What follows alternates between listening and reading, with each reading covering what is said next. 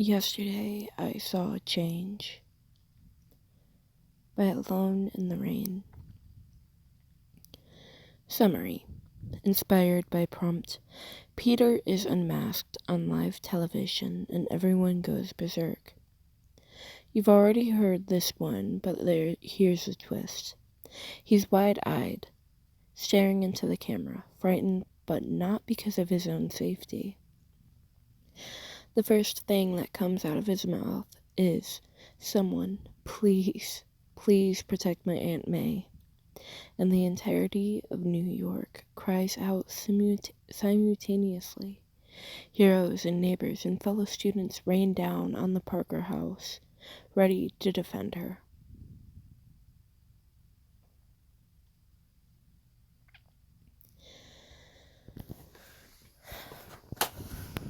May hates crying in front of other people, but she can't stop the sobs building in her chest. The cafe is loud. Everyone had fallen silent at first, shocked into the awful, bewildered quiet. But as the footage wore on, the boy's struggles grew weak and his chest heaved, face caked in dry blood. The watching crowd grew louder, with each closed fist struck across the boy's face. Each time fingers grabbed and tugged at his knotted hair, the people cried out, indignant and horrified at once. In any other circumstance, May might have been touched by the righteous anger, but now she only feels numb.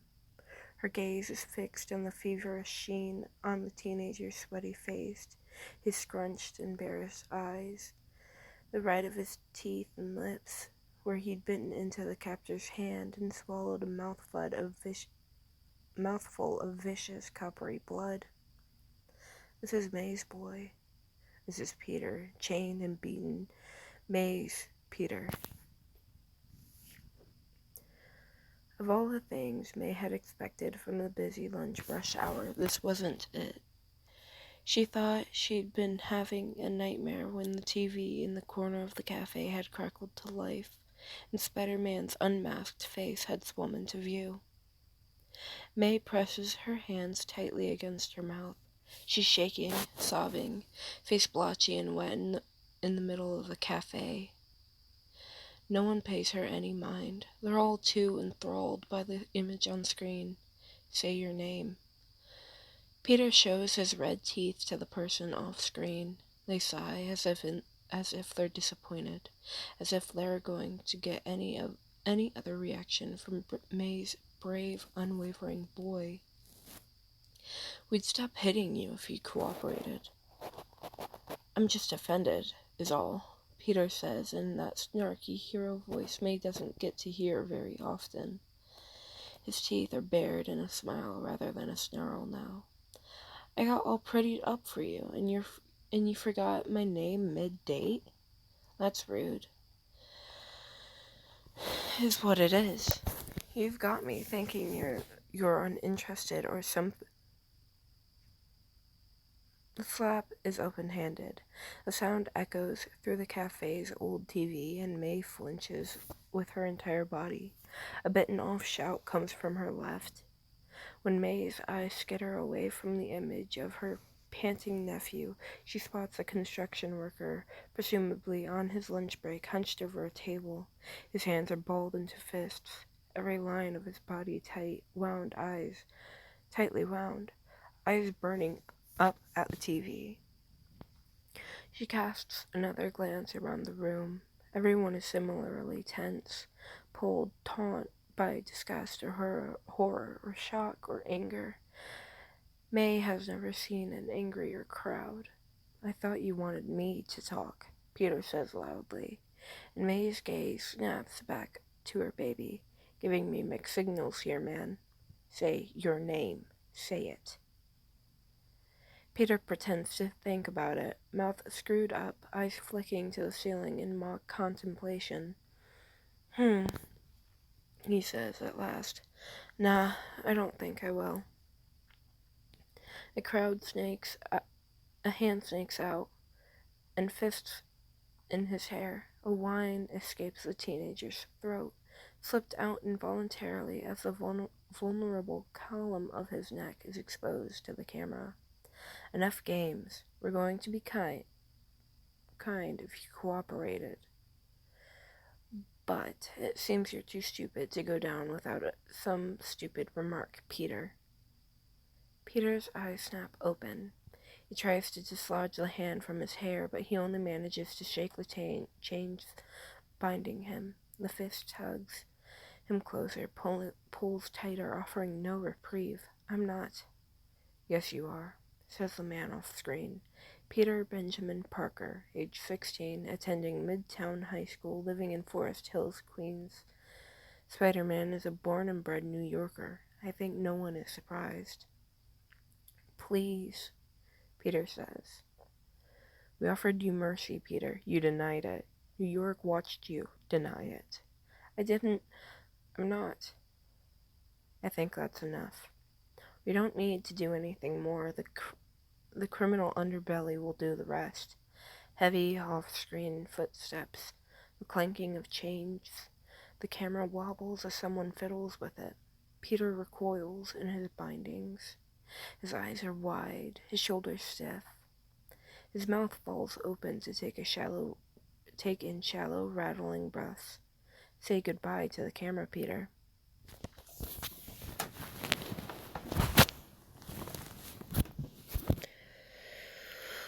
For the first time, Peter looks at the camera dead on and pleads, words tumbling. My aunt, please, my Aunt May, don't let anything happen to her. Shut up. May Parker. Peter hadn't cried when they'd struck him. His eyes hadn't watered when they twisted his fingers the wrong way, when they had waggled a knife under his nose, like a promise. But now the camera sinking as someone struggles to switch it off. Peter is trembling, voice hitched, huge eyes threateningly wet. Her name is May Parker, and she's the only family I have left. The camera shuts off. The television fades to black. The cafe rings with hollow silence, and then, those motherfuckers. The construction worker jumps up. He gestures at the TV. A fucking kid. They were... Half the cafe is on their feet. People pull their phones out, turn to one another, shouting voices clamoring to be heard over the din. May stands frozen in the middle of it. Her cardigan is pulled on over her waitress uniform, and she feels cold and alone and achingly hollow. Her baby is in the hands of those monsters. Her baby bleeding and shaking under the hands of someone who wants to see him dead. Peter is all May has left too. Her sobs are full body, starting in her sternum and crawling up her chest. She gasps with each ragged, trembling inhale. She must look like a mess. She's never cared less. May, her colleague, is beside her. Kayleen is barely in her 20s, short and plump, with normally red, flushed cheeks. Now she looks pale and shaky, like she once again forgotten to take her penicillin. May tries to say something, but she can't. Her sobs stop her from speaking. Take deep breaths, Kayleen says, hands on May's shoulders, keeping her upright. Marie appears by Kayleen's side. The two waitresses work to steady May. She needs to sit down, Marie instructs, jaw set.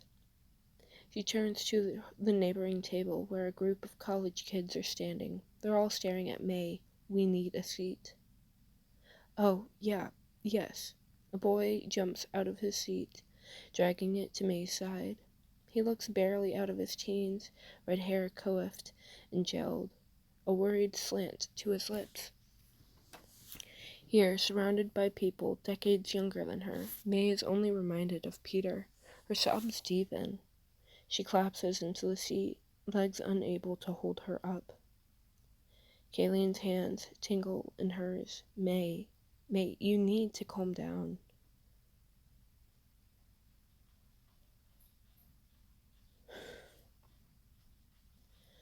May shakes her head.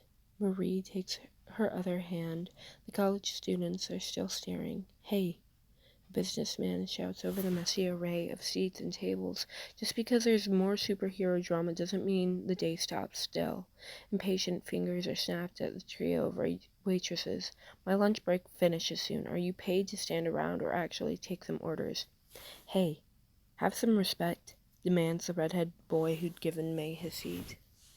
I have to be at work in 20 minutes. I'm a paying customer. When I come here expecting service, I should get service. May can feel Kayleen's fingers shaking against her own. Marie looks furious and bites out, "Someone will be with you soon, sir." When neither girls leave May's side, the man in his cheap suit comes. "Don't spout that placating bullshit at me." They have the entire cafe's attention now. The confrontation is spoken across heads, across seated tables. Everyone still looks shaken, none more than May, but the ensuing argument draws them in. "I don't care if some dumb kid in Queens got himself in trouble. You think I pay taxes so some teenager can put on tights and piss criminals off? My life doesn't revolve around a reckless kid who got what was coming for him." Fresh, scorching anger ripples through the New Yorkers who just watched their local hero unmasked and tortured. May can hear the gasps of the students behind her. Marie's hands clenches into fists. The construction worker bristles, and the people around them are scowling.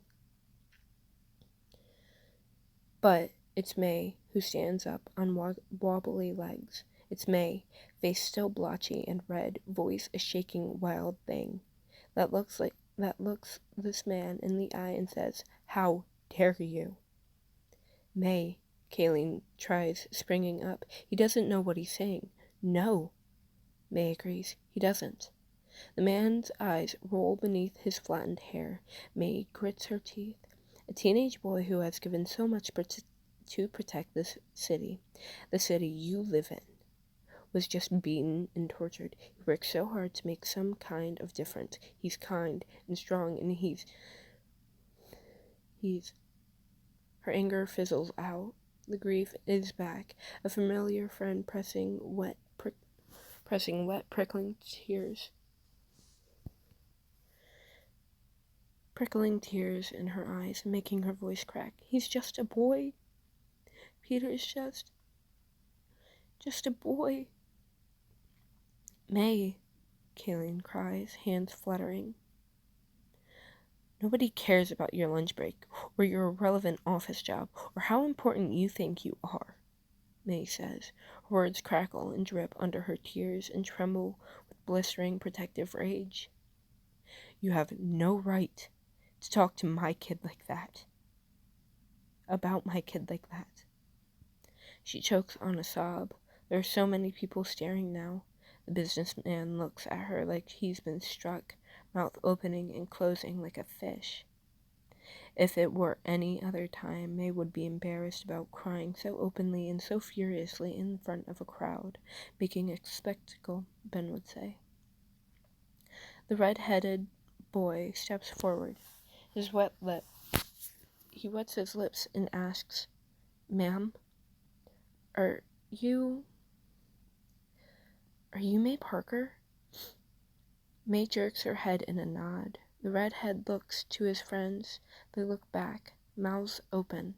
"Oh my God," says the businessman. A flush rises over his cheeks.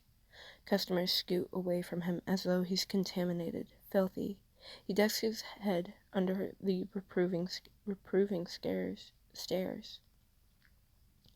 "Okay," Marie decides. "We have to go. We have to go now, May." "Go?" May echoes. "My house."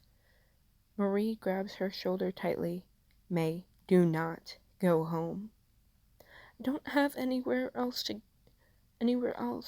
And Peter." Almost irrationally, she aches for their tiny home in Queens. She wants to run there and huddle in the kitchen where she always waits patiently for him to come home. She wants to stay there, huddled in their tiny kitchen, as if he's only gone out to fetch eggs, and she was waiting for his return so she could start dinner. May falls back into the chair, throat tight. God, Peter! Kayleen drops to a crouch beside her, murmuring soft, nonsensical things as she rubs warm circles into the back of May's hand. The tiny motions are like an anchor, something for May to concentrate on beyond the bustling, stressed noise of the cafe and the erratic thumping of her heart. We have to get her somewhere safe, Marie says. My place? Kayleen suggests. You live with your parents, and it's too far away. My apartment is ages away, too. Maybe the police station? Someone interrupts. After that business with Fisk? I wouldn't trust Spidey's family with a building full of cops. Who knows how many might be corrupt? Decision blooms from surrounding tables. May bites at her lip and tries to filter out the clabbering voices. There are so many eyes on her, and her cheeks are still wet. Her makeup probably running. Kayleen presses closer to her. Marie hovers above them both, reassuring, protective. The front of the shop explodes open in a spray of debris. The force knocks May headfirst into the ground.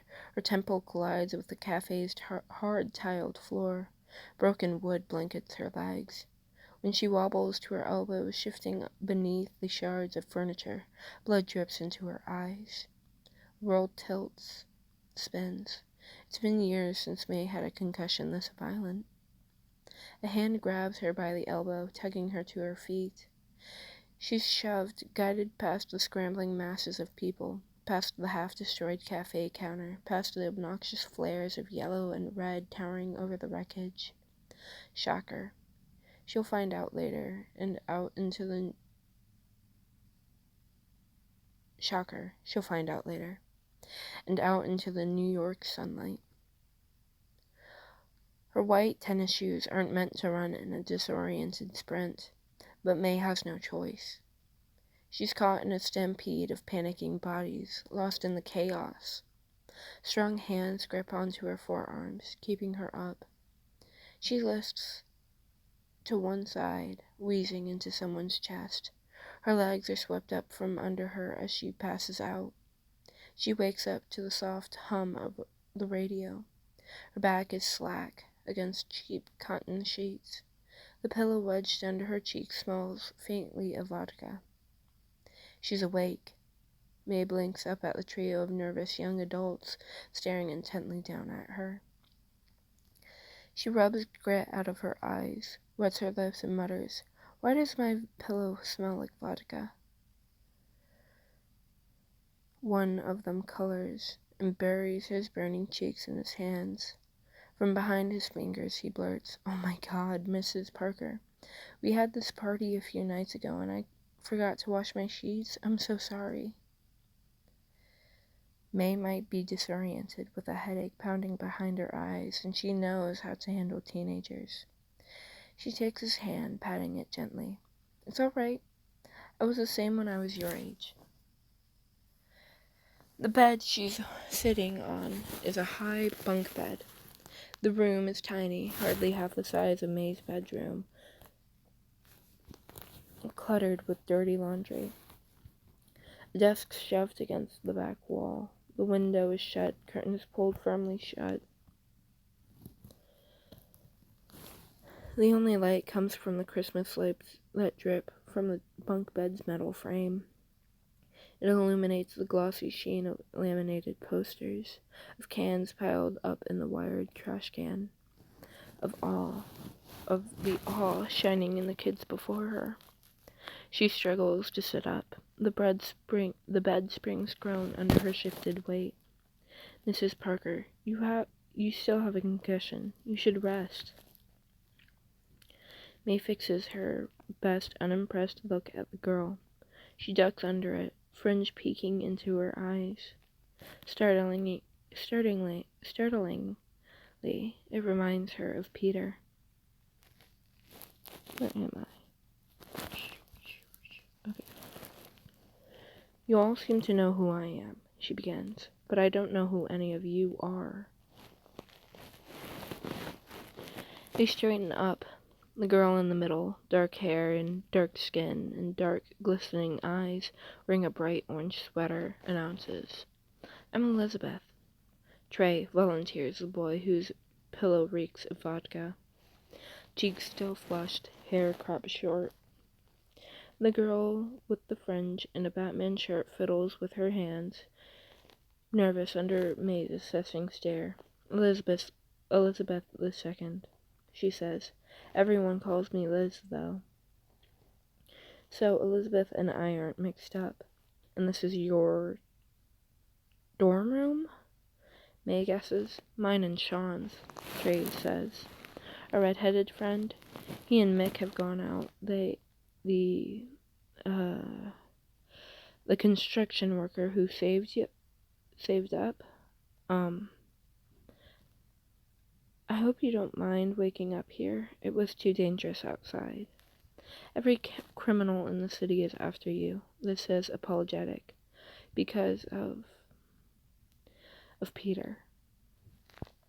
She says Peter's name as though she doesn't have a right to it, the words sitting awkwardly in her mouth. May swallows. There's too much saliva in her mouth. Behind her eyes sits images of Peter in binds, dripping red from his puffy mouth and an open gash in his temple. Peter baring his teeth, Peter being beaten, Peter with crackling words and wet cheeks and heaving and spluttering breaths. Mrs. Parker, Elizabeth says, careful. May presses her shaking fingers to her forehead. Dried blood flakes under her touch. Are you all right? Trey asks. His eyes are brown. There are faint, barely visible freckles on his cheeks. The three of them are so young, probably freshmen at university, tiptoeing into adulthood. It hurts to look at them. They look like Peter, her baby. Peter who's bleeding far, far worse than her. Peter who might be dead. May lunges for the trash can, hunches over it on her knees, and vomits over junk food packets and empty cans of beer. I'm fine, May promises. Liz's smartphone is bulky, the cover bedazzled in shimmering silvers and beaded pinks and looping patterned hearts. May presses the borrowed phone closer to her cheek. The cold of it is comforting on her flushed face. But are you somewhere safe? Marie demands, on the other end of the call. Yes. Stop worrying about me, dear. The whole city is after you, May. Your home is on the news. Mobs of people are outside of it. I have the right to be worried. Mobs? May repeats hoarse. Criminals. Marie says. No, not just, Kayleen protests. The younger of May's colleagues sounds distant. She's probably leant over Marie's shoulder, crowding into the older woman's face and butting in on the conversation. The blonde has never really understood the concept of personal space. The reporters and your neighbors and all these people who've come to help, they're setting up a protective barricade around your house. May stares at her white tennis shoes. The laces are fraying. She can't afford new ones. What? Marie huffs out a breath. After the news broke, crowds of people rushed to your dress to make sure no one hurt you, but so did a lot of criminals. You two are at risk as well, May says. Make sure you're both safe. Somewhere they can't find you. We headed to the public library after we got separated from you, Marie reassures. It's discreet here. No one will know we work with you. What about those students and that nice construction worker? Are they all right? Oh, they're fine. I'm with some of them now, May casts an amused glance. at the trio of students, pretending to water the tiny plant on the windowsill and peeking out of the curtains as though they weren't visibly eavesdropping on her conversation. They guiltily look away. Trey shuffles and almost lost his tin watering can. The construction worker, Mick, I'm told, was the one that carried me here after I passed out. Passed out? Marie hisses. Kayleen whines, worried and mournful. A minor concussion, girls. Parkers are made of strong stuff. It's nothing compared to what Peter is. May quiets herself with a wet cough. Anyway, Mick has escorted Sean, that nice red-headed boy, who helped me in the cafe to go get us pizza. Mick has a family to get back to, but here he is, looking after silly old me. Uh-oh. Marie hums. The city really is scrambling to find you. Mick wouldn't hurt me, Marie. He seems like a good man. That's not what I mean, May. Kayleen was right. People are flocking to your locations to help. Not just criminals, but good people too. Your boy really is something. He is, May thinks. God, Peter really is. She rubs at her wet nose. Bile sits at the back of her throat, threatening to rise back up every time she thinks about her nephew and his open, bloodied face. It helps to think about the people around her, her fellow waitress, anxious and worried on the phone. Sean, Mick, sent off to get lunch and to scout the dorms. The trio of students, Elizabeth, Trey, and Liz, peeking at May with shy, wobbly expressions. Stay safe, May begs.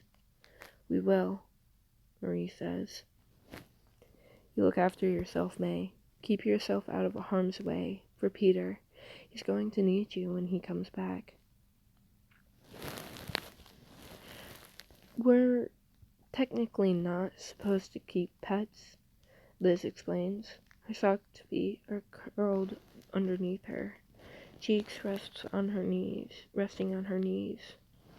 Whenever someone comes and checks the dorms, we just hide him.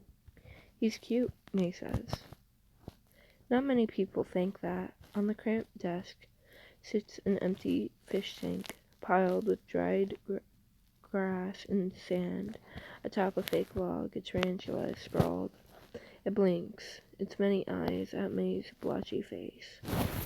Most people scream when they see him, Elizabeth agrees. Trey hates him. He almost cried when he realized Sean owned a pet spider. I've grown to like him, Trey defends. The two girls snicker in their hands at his indignation. The little guy is endearing. Spiders don't bother me. Peter used to be terrified of them when he was really little, but we bought him all those textbooks about different arachnids and took him to the zoo to see how harmless they were up close and told him stories about them. May smiles, unsteady and small. It's a good memory, but it hurts now. It feels like there's an open wound in her chest, right where her heart is, struggling against her ribs. He ended up loving them, collected them in jars and ice cream containers and kept them tucked up in his room. His name is Man Spider, Liz says. We thought it was clever. She fiddles with her bangs, not meeting May's eyes. She looks like she wants desperately to take the words back. These children are all so shy around her. May puts a gentle hand on Liz's knee. I think it's clever, too. Knuckles rap on the door. Everyone in the dorm jumps. It's just us and a bunch of ravenous vultures. The knock comes again. Let us in, guys. Elizabeth unlocks the door and Mick and Sean tumble in, pizza boxes stacked in hand. They all inhale a smell of sausages and tomato sauce. It's cloying. I've never heard of that word before. Filling the room, May's stomach rolls.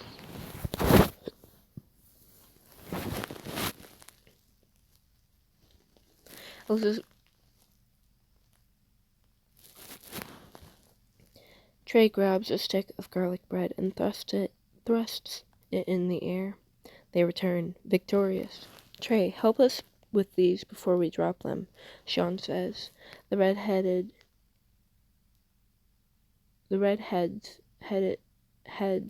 coarse hair has turned messy, windswept.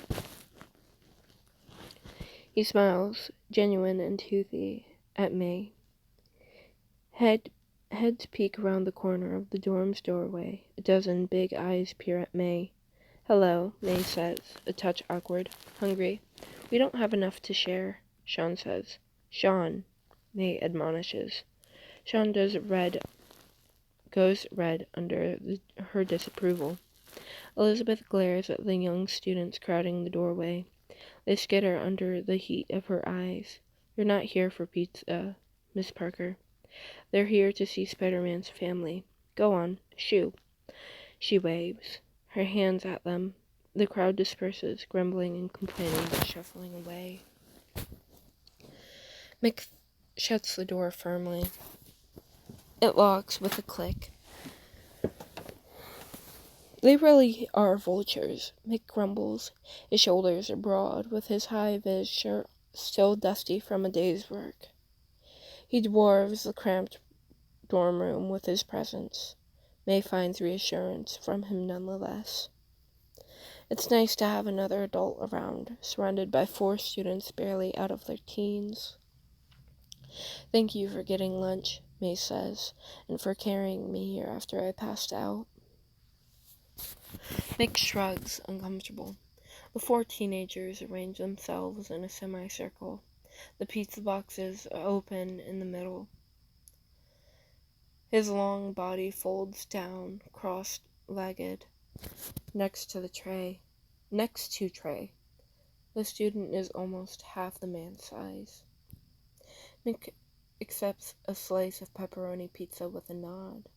May takes one from Sean with a nod of thanks, but doesn't eat. She nibbles at the loose, greasy cheese, her stomach a ball of twisting, anxious knots. You saved my daughter, Mick blurts, and all eyes dart to him. Mick picks up the burnt crust of his pizza slice and continues. A few months ago, I took my son and baby girl to the park to have lunch. My son tripped and started bawling, so I put her down for a second, just long enough to go and grab my son. Then this concrete truck comes tearing around the corner, out of control. Liz's hands are clasped to her mouth. Sean's eyes are wide. May reaches out and puts a small hand on Mick's shoulder. I was too far away to grab her. She was sitting on the grass, playing with a ball, and this truck went off the road. It headed right for her. Mick takes a deep, steadying breath, lets it out, and then, out of nowhere, Spider-Man drops in front of it and catches it. He put his body in front of a truck that was going to kill my baby girl and caught it with his whole body. He could have died, but he still did it. Is your daughter okay? Trey asks, quietly. Mick nods at his work boots. You don't need to be here, Mick. May's hand travels down the bumpy line of his sleeve until she's cradling one broad hand. You don't owe my family a debt. That's not what Peter is about. He helps because he can, not because he wants anything from people. Mick shakes his head. I don't care. He saved my family. It's my turn to help save his. The pizza boxes are empty and the garlic bread demolished. Shouts echo up from the street. Elizabeth rushes to the window, prying the curtains apart. She swears violently before whirling to the dorm's occupants, who blabbed. Elizabeth demands. Everyone stares up at her. Come on, fess up. Who blabbed? I don't think anyone had said anything, Liz says. Oh yeah? Then how come there's a group of pissed off guys outside? Time to go, Sean yelps. They rush out the door. Mick leads her. Trey rushes behind her. Time to go, he agrees. We should have known, Mick grumbles, words jumping with each planted breath. All those students who crowded your dorm and saw May. Goddamn social media. Goddamn young people. Elizabeth shoots him a scathing look. The kind of generalization is toxic and gross. Older people are just as bad. Argue later, Trey wheezes. His face is sweaty. He's panting with every step. Run now. The thugs chasing them are fast. Too fast for May and her band of out-of-shape students who subside mostly on ramen and cheap alcohol. Liz is lagging, sweaty bangs plastered to her face. Liz trips and goes down in a flail of limbs, yelping. May immediately swoops down to help her. No, Mick tries, but it's too late. A muscle-bound man with a pale blood, bald spot grabs her around her forearm, dragging her away from Liz. He breathes heavily down her neck. His sausage-like fingers are a vice, leaving bruises. His fist rises. May's eyes squeeze shut in preparation, waiting for the pain, for his meaty fist to drive home. Mick drives himself between May and the criminal, a wedge, a wall, and punches him full in the mouth. The criminal drops like a stone. Miss Parker, go, Mick shouts. Sean and Elizabeth plant themselves between May and the inbound criminals. Faces pulled into masks of determination. Go. No, May says, but Liz and Trey are there, tugging her away. She distantly hears sirens. She prays they make it in time. Liz leads the procession. Her jeans are ripped and bloodied at the knees. Trey holds onto May's hands, and together they run. The shouting threats of promises of violence echoing down the street. People stare as they race past.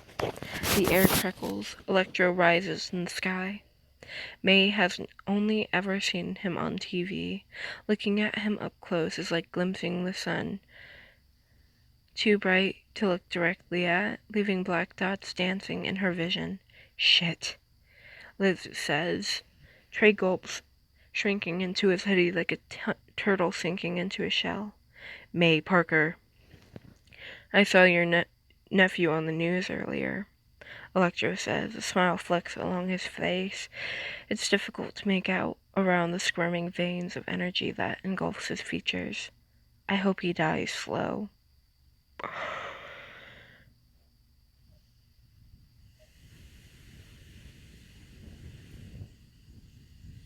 What the fuck?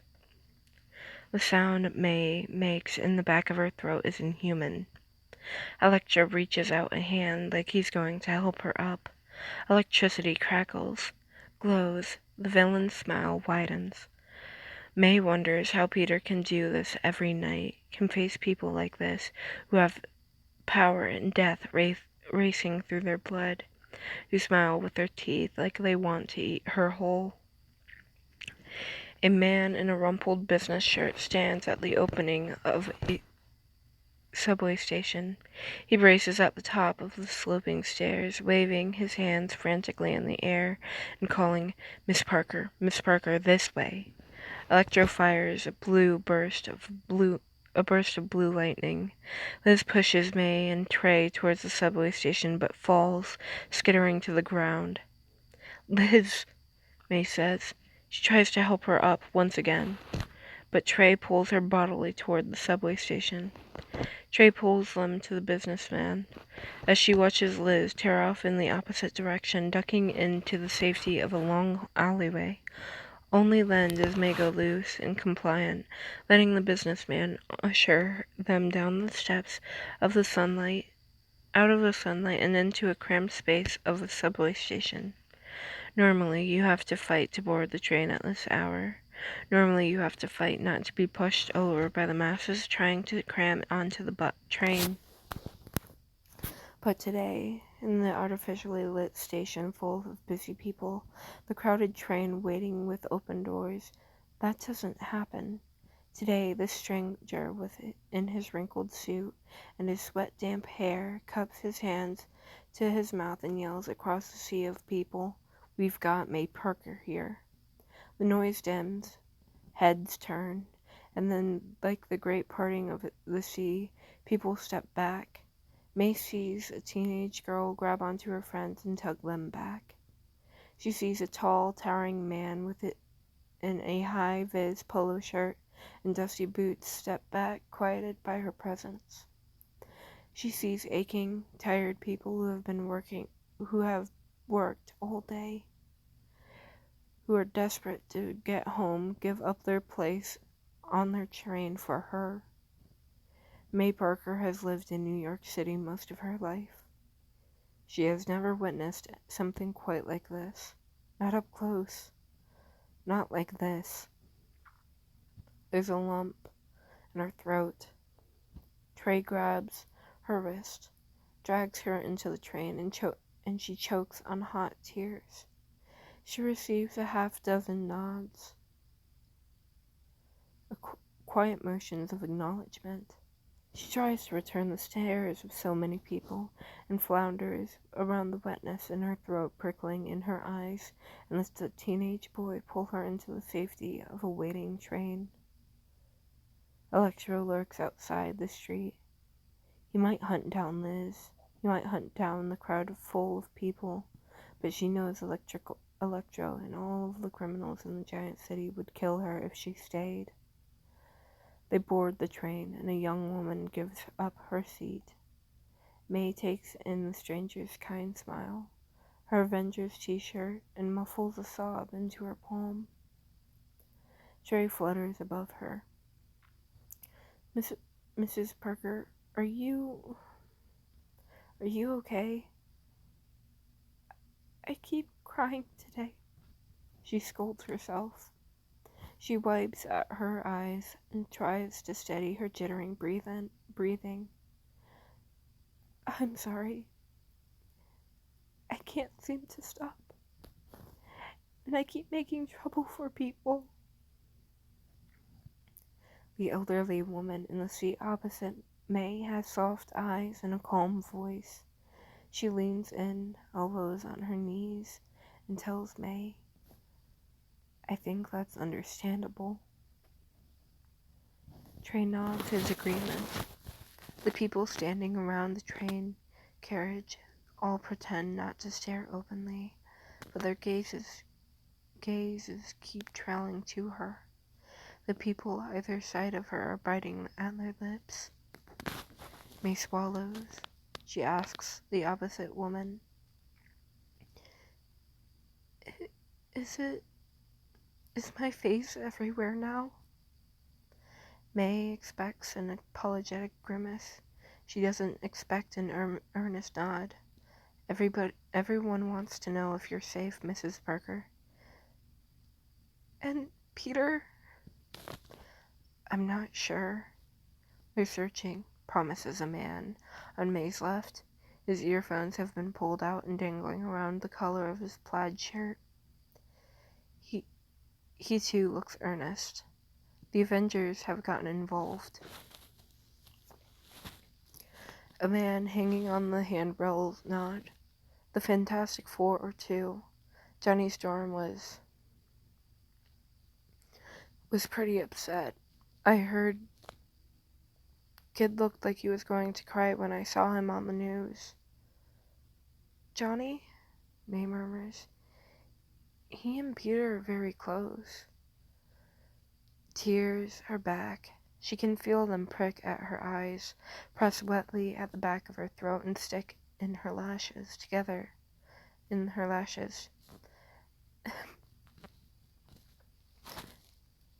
Together they're a couple of troublemakers. a force to be reckoned with. Hands rub at her back. May doesn't know who it is, but it's warm and soft and there. It reminds her of Kayleen and her small soft hand and murmured words. It reminds her of Marie and her firm affection. It reminds her of Mick, hand guiding and strong and volunteering to guard her. What is he like? Trey asks quietly. His words are heard throughout the quiet carriage. Yo, there's a train nearby? May closes her eyes. She focuses on the rattle of the train tracks and the swaying of carriage cars and her own breathing, congested with bottled tears. She takes in a long breath and lets it out. Slowly, she starts. He's 16. He likes science. He's the bravest person I've met. The train hurtles through the city. The train carriage is full, crowded with over a dozen people, but nobody speaks over her. These are strangers pressed around her, strangers who give her time to breathe around her tears and listen, attentive, patient, as she tells them about her nephew and how amazing he is. It's a stranger that hands her a fresh tissue from their purse. It's strangers that have been saving May all day. I don't understand, May says. The seat next to her has opened up and Trey has already taken it. Their arms pressed together. The train has passed through several stations. People have gotten off, gotten on, must stay. Some miss their stations just for this, for her words, for the addictive, unitive atmosphere blanking the carriage. Everyone's being so nice to me. Everyone's tripping over themselves for me. I would have thought everyone would have acted the opposite if Peter's identity got out. It's Spiderman. A teenager by the window sits, still in his school uniform. Bag slung over his shoulder, shrugs.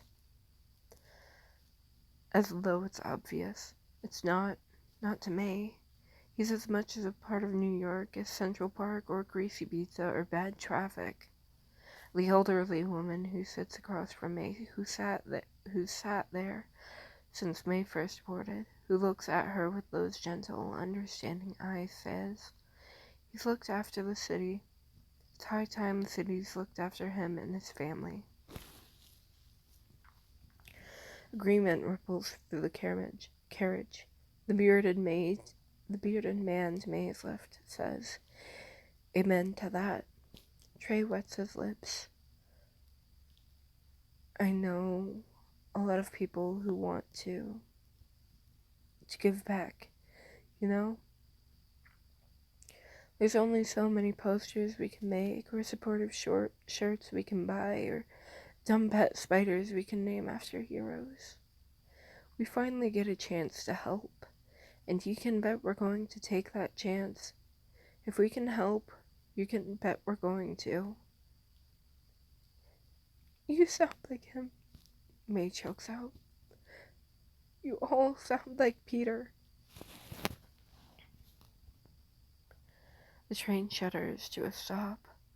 At another station, a group of laughing teenagers board, shoving past adults, taking up too much space. Their eyes trace the tense lines of the crowd, follow them to May, and fall into hushed, embarrassed silence. They shrink into themselves, tempered. Trey sways with the train. He's already rung his friends. Mick and Sean and Elizabeth have made it out. The police arrived before things got too bloody. Together they met back up with Liz and took an injured Mick to the hospital. A broken arm, a bruised face, and otherwise fine. Annoyed, he couldn't help more. When this is all over, May is going to have to visit them all. She'll have to bake them something special. Brownies, a cake, a whole truckload of cookies, maybe. Marie and Kayleen are safe too. They're all safe. Electro is hissing ineffectual sparks into the sky, burning himself out, too wound up with impatience. They found him. Man leaps to his feet. He holds his phone up and scans the crowd and declares again, "They found Spider-Man." A cheer sweeps the carriage. An elated shout of noise. Hands raised, people bump together. The teenagers by the doors bloom into noise, stomping their feet and hollering, clutching at one another. Trey shrieks into his hands. The woman across from May presses her hands together and says a quiet, thankful prayer. May Parker, tired and aching, burnt out like a candle drowning in its own melted wax, digs her fingers into her eyes and sobs. They leave the train with cheers and waved goodbyes. Trey stays with her, even though dusk is beginning to settle on the city, smearing the skies with dark oranges, street lights blinking to life. He's tired from running all day, but still, Trey stays. They climb into the back of a cab. The driver takes one look at May, at her red cheeks, and says, "Don't worry about paying, it's on the house." But May tries. "I have money," Trey begins. I have some money." "It's on me," says the cabbie firmly. Wherever you need to go, I'll take you." "Avengers Tower," May gives in. "Please hurry." A crowd has formed at the base of Avengers Tower. It happens regularly. May knows in the aftermath of fights or injuries or scandals, people can congregate around the tower only to be moved along sooner or later by security. She's seen the crushing throngs of people, journalists, but mostly enthused, supportive fans on the news, but she's never fully understood it. The Avengers never come down to meet them. They have flying teammates, a flying jet, superheroes who don't need to use mundane things like front doors. But still, the masses still come. Trey leads May into the crowd. This time, there's no businessman to shout her arrival over the packs of people, but still they part. May holds her head high, fists clenched tight and like the Red Sea, like shifting tectonic plates. The crowd parts for May Parker. Tony Stark is shorter in person. Steve Rogers is taller. They both look grim when she meets them. Faces schooled, hands clasped behind their backs. May Parker, Captain America, begins stepping forward. "I'm sorry."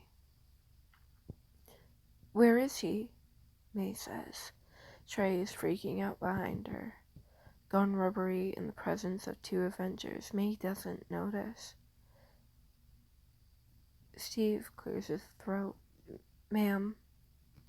"My son, Captain," she says. "I want to see my son." They lead her to him. His face is swollen and purpled. May can see bruises in the shape of a fist along his long, pale throat. Someone has wiped the blood and tears from his face, bandaged the deep gash along his cheek and temple, and bundled him up beneath the medical sheets in cozy Afghan. Her baby, her Peter. He blinks, puffy, red-rimmed eyes at her. May slides into the seat by his bedside. She leans forward, takes her nephew's hand, and presses a wet kiss to his bloody knuckles. Peter raises his hand to her cheek. His touch is shaky, reverent, wiping at her tears. "You're okay." "I'm okay, sweetheart," she says, retrieving his hand and hiding it with the other cuddled beneath her laced fingers. She's gentle with him. She's careful not to jostle his IV or the raw wounds. You made sure I was okay. The reason you were in trouble in the I'm the reason you were in trouble in the first place, Peter argues. None of that, Peter. You're a hero, Peter. A brilliant one. I shouldn't have let myself get caught. Did you want them to get you? Did you ask them to? He shakes his head. No. His face is so wrecked. He's in so much pain. It hurts to look at him. Then you're not to blame, Peter. You made sure I was okay, even when they tied you up and hurt you. He wets his cracked lips. What do you mean? The city, sweetheart. New York. You told them to protect me. And they did? There's awe on that ruined face. Beneath the bruises, dark with thick, smeared dirt, beneath the tired, mournful tilt of his lips, there's awe and the dim crackling of hope.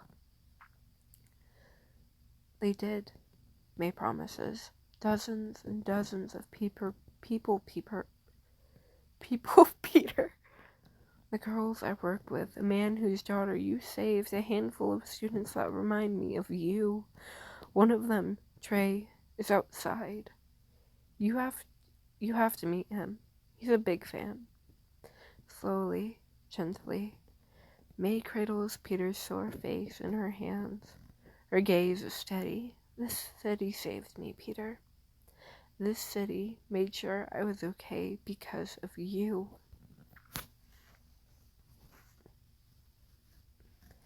Peter's crying. May's eyes are wet. She's been crying all day, ever since she saw the bleary, tortured face of her nephew flared over the TV. This time, May isn't ashamed of her tears. Thank you, Peter says it into her hands. He says it to the air. He says it to the window stretching over one wall where the cityscape of New York twinkles, gleaming with thousands of blinking lights like stars, like people waving back. Thank you so much. Whoop whoop, we had that done in under an hour.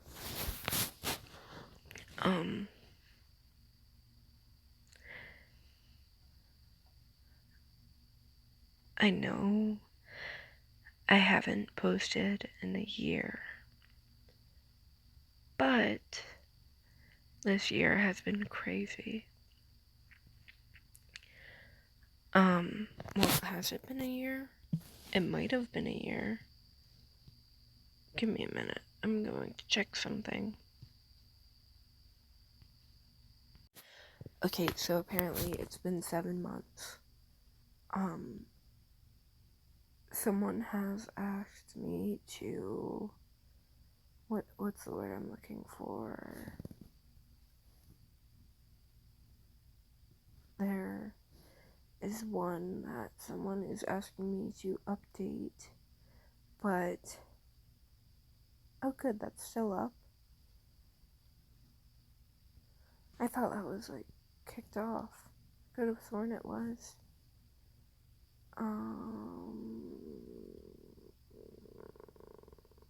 Yeah, this one. Huh. I thought the Red Shoes playlist, the first 2 was kicked off because of copyright. Let's see. I can check on another one. It might be. Let me check.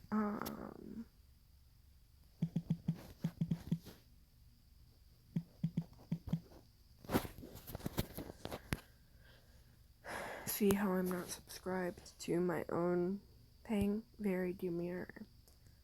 Yeah, no, this was... It's not time for bed. Fuck off. But note, the first 2 chapters were, like, gone. Or was it another one?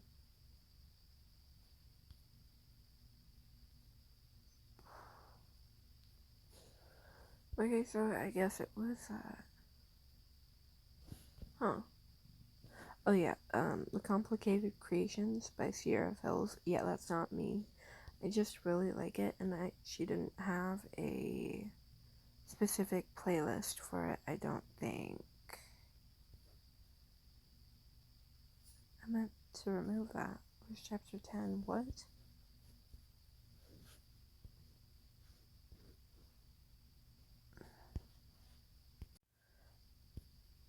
So apparently I don't have that 10th chapter on that one.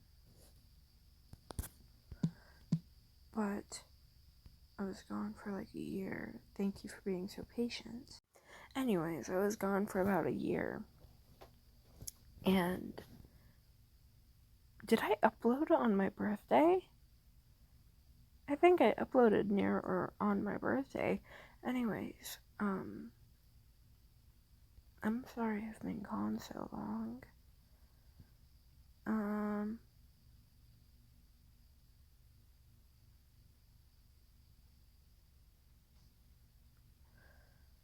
glad to be back. In the meantime, life updates. I dropped out of college. My school got 2 school shooting threats last week. My grandfather died. My grandma is in a nursing home.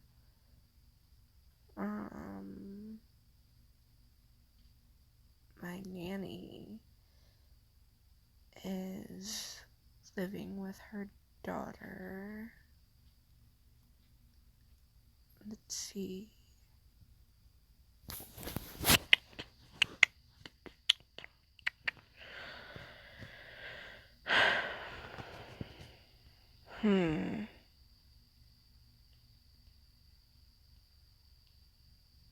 There's really nothing else I should tell you. What the fuck?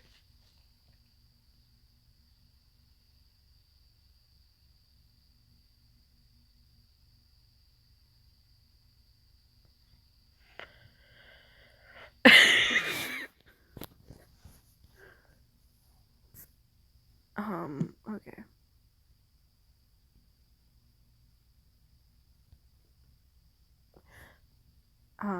Meme, I guess. I walked into health and screamed, and the teacher goes, "You're the 7th person today. They're CPR dummies." Jesus Christ. They're calling to mother for food. Feed.